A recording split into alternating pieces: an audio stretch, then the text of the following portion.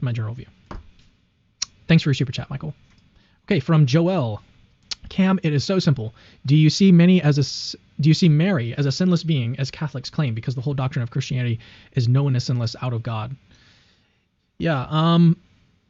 So here, the reason why I have pause with this type of argument is because it seems to rely on something like, well, A, we'd have to exactly see what scripture we have in mind that says that everyone has sin.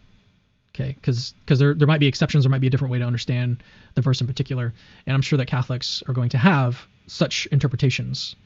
So that's one thing to keep in mind. But then another thing is that my initial assessment of the probability of Mary being sinless is going to be based on something like a frequency type argument. So out of X amount of people, how many of those are going to be sinless? And it's going to be a very, very small number.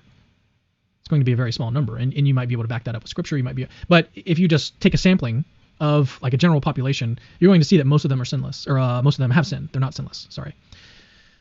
But the issue is that frequencies like this are kind of problematic when it comes to probability, and I don't want to go into much detail here because it can get pretty technical and get pretty boring. But basically, if you want to look into this further, you can look at something called the reference class problem for frequentism. The reference class problem for frequentism. That is something to look into. And so I'm a little bit leery of relying too heavily on frequencies when it comes to coming up with like a final probability of how likely something is. So if we can't appeal to frequencies, then I'm not sure how unlikely it would be that Mary would be sinless. And then that might open the door to these sort of Catholic doctrines, or the Marian doctrines.